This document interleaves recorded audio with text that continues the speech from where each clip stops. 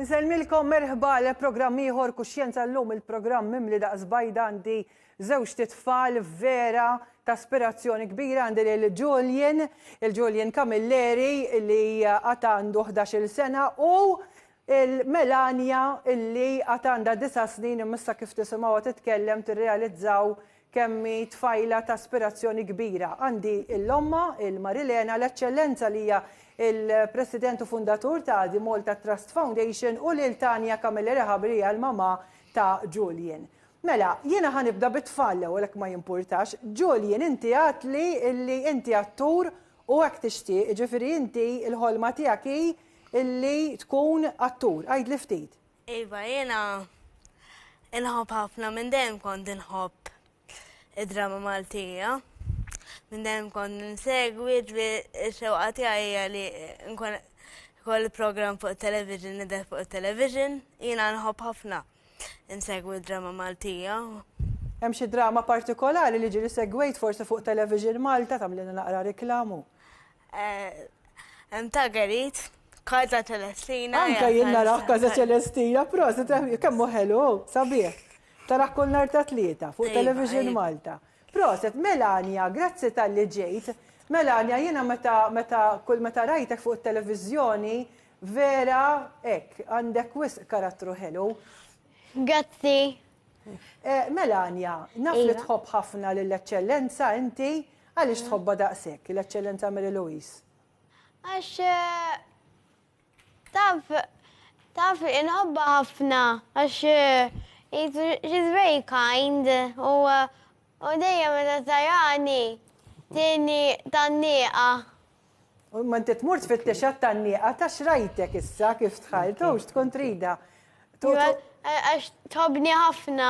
Taf li tħobbni. Anke jiena nħobb. Tħobba. Eħa naraw klip vera qasir ħafna ta' Melania, sur direttur. I love you with all my heart. Mwah. Mwah.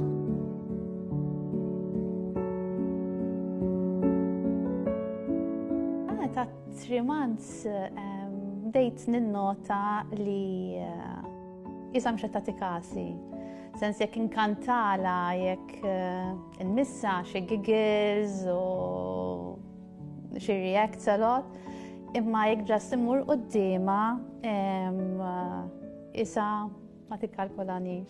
U battu ħatta l-Ingilterra u with one drop qalu li xanda practically complete blindness.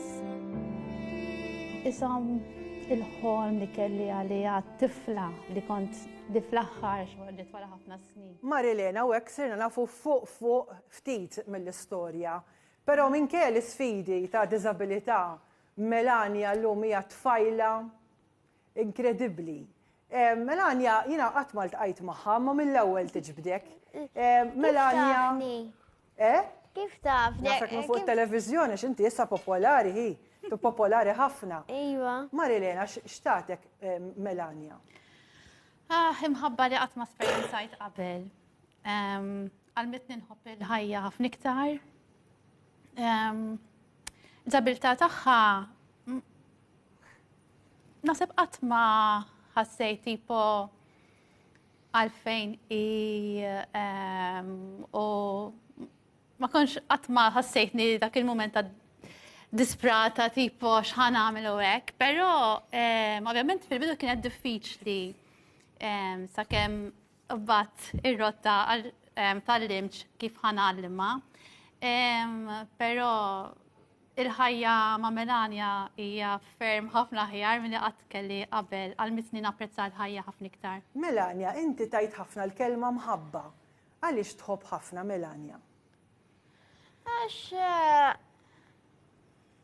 hemm ħafna nies li nħobbhom u jħobbuni, anke fl-iskola tiegħi hemm l-ikbar ħbib tiegħi u hemm xi għalliema wkoll min jħobbuni ħafna. U tħossa ħafna li inti l-importanti li bniedem iħobb il-ieħor u x'hekk. Iva. Għandna l-Tania. Julian diġà fetaħ il-programm u diġà ġifieri anke dik id-bissima dik it-tbissima ma tistax tirrexta, dik it-tbissima hija ġenwina u vera l-kemm irid isir attur. Tanja, inti wkoll nimmaġina li inti u Julian u l-familja batejtu bis-sitwazzjoni tiegħu. Minn fejn bdiet is-sitwazzjoni ta' Julian? Julian bdiet b'ċikka fil-verità, mort Mother and Baby Club u jien kont qed ninnota li naqa' jisu ma mhux daqshekk fuq tiegħu jew joqgħod mindut kien jew ipoġġi u jaqa' jintelaq la ġemba. U mordi Mother and Baby Club u bat għajtit li għatli smat li da tifel għandu xaħġa, għatli ħudu għan tabib. Għatli ħattu għatli ma kuħat jgħid tipo għadu zaħir, il-bojs id-dumu iktar għax tulet preterm. U l-għadda kelli kombinazzjoni appuntament l-isptar u għet nejdlu u għalli speċi da memx għalfejn għara iktar. Mbatt meta għatlu smatlu l-beraħ morta Mother and Baby Club u għalt li da tifel għandu xaħġa meta ħadna ritratt u ma kolla dritti tfal u kien intala jisu. Mbatt l-ħraj marru li krolja u baqa wicċu minn dut mal-art. U bat għalli raħna għalli ħanirik, għalli ħanamlu brain MRI għalli u ħanikbu għal-fizjo. Għalli naraw minnem tipo, bat ħarġet li għandu spastic diplegia cerebral palsy, ġifri u affettwat liktar saħħ. Ija, bat ok. Però Julian għandu spiritu ta' spiritu sabiħ ħafna, nkollu titbissem Julian. X'huma l-iktar affarijiet li tħobb barra drama, x'huma l-iktar affarijiet li tixtieq li barra li narak fuq televiżjoni jkollok programm u jien nixtieq ngħidlek fuq anke l-eċċellenza żgur se tgħinek. Hemm xi ħolm ieħor? Jien nħobb ħafna wkoll l-isport, inħobb ħafna nom. Lawm. Jiena Neħu ħafna meta jkollna il-training camps jidu il-coaches Taljani minn barra minn Malta u jgħalmuna jgħiduna kif irridu nagħmlu jkorreġuna f'xi żballi li nkunu qed nagħmlu. Tuħu pjaċir li sport itik ċertu saħħa ġifieri. Iva. Proset, eċċellenza, minn naf kemm inti kburija narak emozjonata għaliex qed temozzjona ruħek. Għax kieku jina ma nistax ngħid li ngħix magħhom imma narhom ta' spiss, ikolli konverzazzjonijiet ta' spiss mal-parents tagħhom. Jien qiegħda bejn żewġ titfal b'abbiltajiet u intellett straordinarju.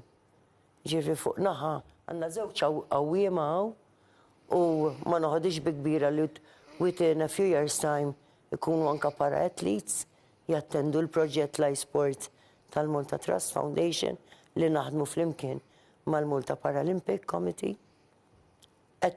Fuq naħa waħda għandna t-tur għax vera Julian qed jitkellem fuq l-aspirazzjoni tiegħu għal quddiem ma diġà jirreċta għax jiena l-mama tiegħu tibgħat lill-videos nara biex nara r-reċti. Anke kellna xi ritratti tiegħu fuq il-palk ukoll diġà. Iva.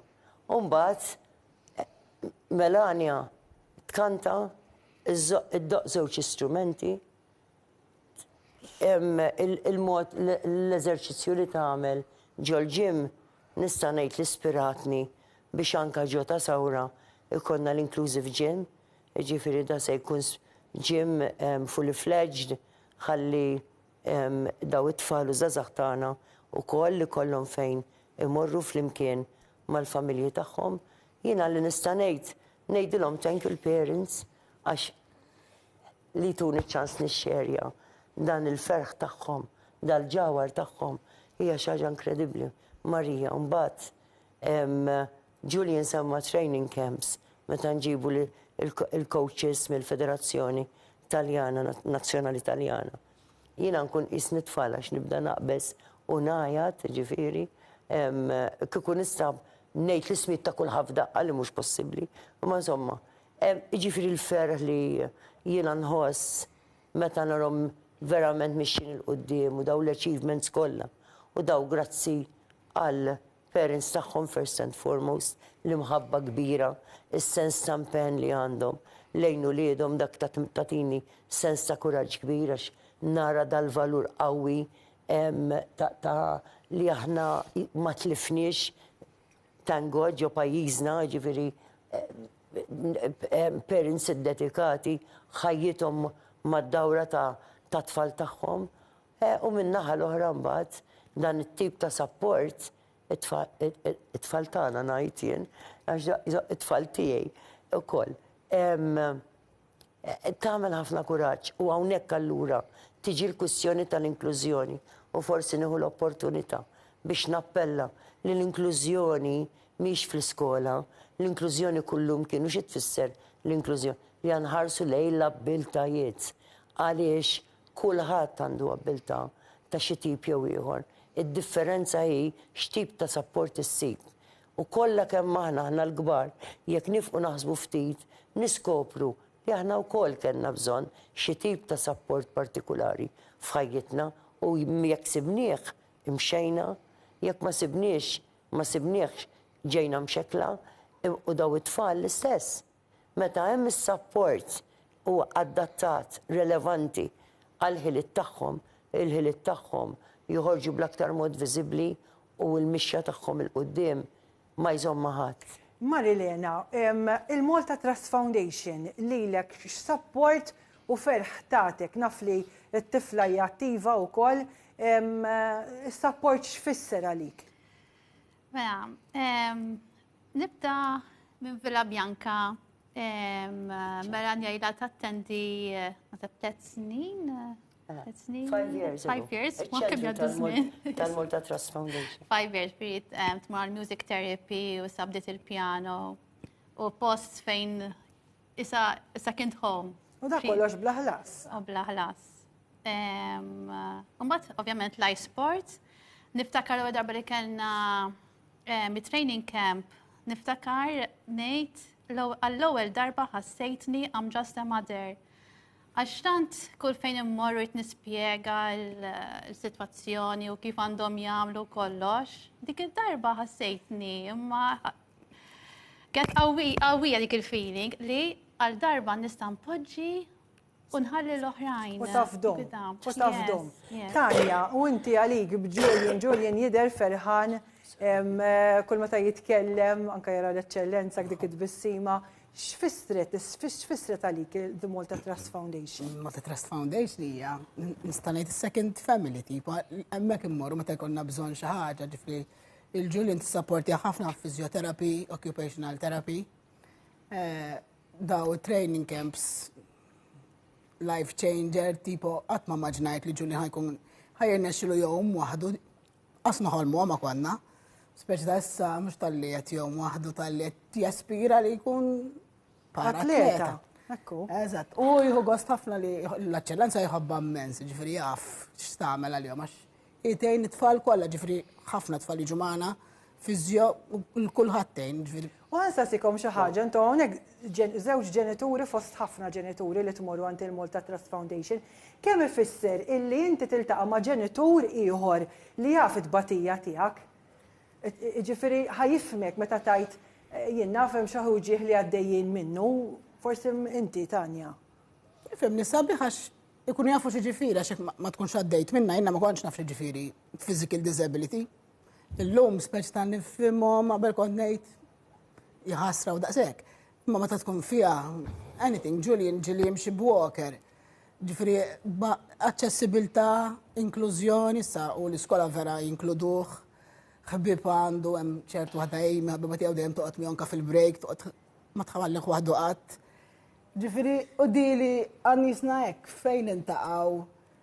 Anything, da li l-eċċellenza tiġi magħna training camp, toqgħod bil-qeda ħdejna ssaqsi nisma' x'nistgħu nirranġaw iktar. Hekk isa waħda minna.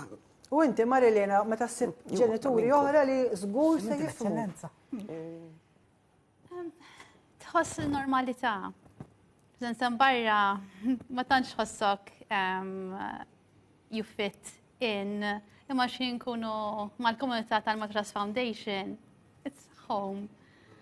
U niftakar nixtieq insemmija, meta I was diagnosed with cancer, niftakar telefonata tal-eċċellenza. Din storja kbira Marilena, ma tantx ħansemmijilek. Le, it-tnejda importanti ħafna. Kemm ilu dan li inti għaddejt minn cancer? 3 snin ilu bdejt.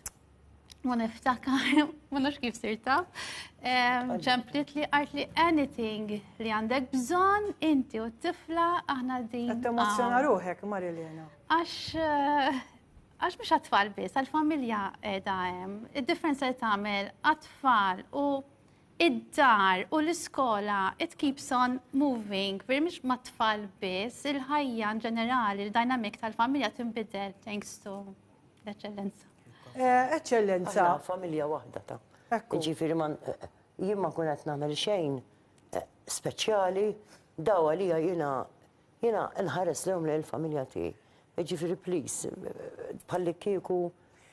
Fit-13 ta' Ġunju, fuq l-istazzjonijiet fosthom ta' Television Malta, il-Malta Trust Foundation se terġa' tella il-maratona fejn tkun dejjem għat-tfal kollha. Għaliex issa xi proġetti għandek fil-Malta Trust Foundation li hemm bżonn il-fondi biex tfal bħal Julian u Melania u tant tfal oħra ikun jistgħu għawdu minn tant servizzi li qed jissapportjaw lilhom u l-familji.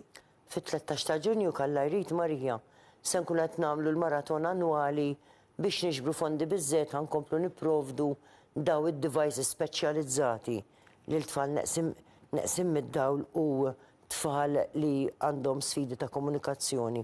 Dawn nafu li huma devices speċjalizzati teknoloġiċi u li huma magħmulin għall-persuna, ġifieri dak li jottalija ma jgħodx għalik. Allura naturalment huma jiswew il-flus. Ikonna bżonn dan is-support, ġifieri, għaliex l-apparat jiswa l-flus u mhux li nagħtu l-ewwel ħanejdu hekk biċċ-apparat, imma li aħna nimxu l-mixja mat-tfal kollha kemm huma. Jiġifieri bħal laptops aħna daw wara f'ċertu żmien hemm xi jinnaf Windows biex insemmi xi ħaġa li jissaktar, aġġornat. L-istess ħaġa dawn id-devices, it-teknoloġija tinbidel kontinwament, ħsarat ikun hemm kif taqbad tgħid, jiġifieri. L-appoġġ ma jistax jaqaf f'darba. Għax inkella bdejt u kull ma milt missejt il-wiċċ. Aħna mhux dak li interessana bħala Malta Trust Foundation li aħna ninvestu fit-tfal u ninvestu b'mod, jiġifieri ngħidha dil-kelma ninvestu ma ngħidx jien nagħmel differenza kbira bejn meta ngħidu nonfqu u tinvesti. Meta tonfoq tista' tonfoq imma ma jkollok xejn return. Imma meta tinvesti b'dib għan-negozju, inti tinvesti biex ikollok l-impatt, il-profitt. Fil-każ tagħna li nfittxu l-impatt li t-tfal qed jimxu iktar il-qudiem, qegħdin l-abbiltajiet tagħhom joħorġu il-potenzjal seħħ tagħhom nittepjawh biex huma jiġu empowered. U jien xi ħaġa oħra li forsi nixtieq ngħid għalkemm jgħidu tox tgħidha di, imma le irrid ngħidha għax din il-verità u nixtieq li l-poplu tagħna jifhimha ħafna din. Mhux qed ngħid hawn min jifhimha imma forsi l dawk li għadhom ma fehmuhiex. Dak li qegħdin nagħmlu u dak li qed nagħmlu flimkien għax fl-aħħar mill-aħħar il-fondi qed jiġu mill-poplu, qed jiġu minn membri tal-komunità tan-negozju. Dak li qed nagħmlu aħna mhux qed nagħmlu karità. Le. Li qed nagħmlu hija inwettqu fil-prattika id-drittijiet fundamentali tat-tfal. Jiġifieri l-aċċess għall-edukazzjoni, dak huwa dritt fundamentali. Mela jekk għandek tifel li għandu sfidi ta' komunikazzjoni, ma jistax u inti tagħtih id-device u mar jew jekk mar l-iskola bla device u jixtieq qed jixrob kollox għax anke din, ħafna nies jaħsbu li t-tfal mhux qed jifhmu, mhux qed jieħdu pereżempju tfal li għandhom ma jitkellmux, ikun qed jixorbu kollox imma m'għandhomx biex jikkomunikaw. Għax ma jistgħux Mela jesprimu jekk se jmur mingħajr id-device, l-aċċess għad-dritt tal-edukazzjoni mhux qed ma jistax jitwettaq, ma malli ttieħu mbagħad dak id-device, allura mbagħad inti ftaħtu tassew il-bib u l-opportunità. Ma qed insaħħu wkoll il-ħiliet, ara kemm nitkellmu fuq il-bżonn li nsaħħu l-ħiliet. U ġejt għalina jekk Julian ħajkun attura da pitada se jkun hawn jirrappreżenta l-ma mhux ġita l-ekonomija. Melania l-istess li tom. U ġita l-ekonomija wkoll għaliex minn persuni mhux attivi għax ma tajnihom xlod, issa ħajkunu attivi, ġifieri hemmhekk irridu nkomplu. Is-soċjetà kollha se tgawdi Marija. Għax dawn iż-żgħażagħ dawn illum qed isirulna żgħażagħ aħna. dawn iż-żaza se jkunu produttivi u kif qed tajjeb inti. Daw se jkun qed jagħmlu xi ħaġa bħajjithom u ħajkunu qed jikkontribwixxu lis-soċjetà. Ara kemm xi ħaġa sabiħa, għalhekk nitkellem fuq qed ninvestu għax mhux biss għalihom u għall-familja u għal xi ħabħali li tant inħobbhom u nkun nixtieq inkun magħhom minn inkollu, imma s-soċjetà kollha kemm hi se jkunu qegħdin jirbħu mill-abiltajiet, mill-potenzjal żviluppat ta' dawn it-tfal u taż-żgħażagħ. Jiena il-programm bdejtu b'Julien u Melania u hekk ħanalqu messaġġi minn għandkom. Julien, forsi tgħaddi messaġġ inti attur, allura jiena qed nippretendi issa messaġġ biex fil-maratona ta' 13 ta' Ġunju n-nies jagħtu għal-ġid ta' tfal kollha. Jiena nħedded lill-poplu Malti biex jagħti d-donazzjoni tiegħu anke jekk tkun donazzjoni żgħira, ma donazzjoni żgħira dejjem tgħin.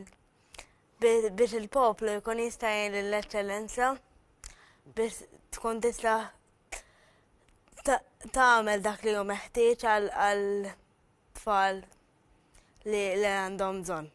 Proset, hej, kemmu bravo, għaw dan ġurnalist. Melania, tista' tagħti messaġġ inti wkoll? Grazzi għal kollox. Grazzi biex tgħin il-kulħadd u grazzi li għamiltu recording. Ħad gost ħafna. Ħatti għatanni għal l-eccellenza ħaturijom kem tħobba. Għax mill-ewwel kif daħlet. U Jolien ħaqtan u ftit l-eccellenza, jinak poġġejtkom ħdija ta' ħalli tkun faċli, Grazzi ħafna Tanja Kamilleri Haber, Jolien Kamilleri, grazzi l-eccellenza ta' Ħamer Luis Kolejro Kbreka, grazzi l-Melania, grazzi l-Marilena, grazzi. Ftakru fil-maratona ta' The Malta Trust Foundation fit-13 ta' Ġunju li ġej u nwedkom li se nkun qed nagħti aktar stejjer relatati biex nifhmu aħjar għaliex The Malta Trust Foundation. Grazzi lil Marco Spiteri, id-direttur ta' dan il-programm, lil dawk li qegħdin miegħi il-cameraman, dawk qegħdin fil-control room u grazzi lilkom li segwu anke l-paġni ta' Kuxjenza fuq Facebook u Instagram biex tagħmlu kuntatt miegħi. Grazzi u nsellmilkom.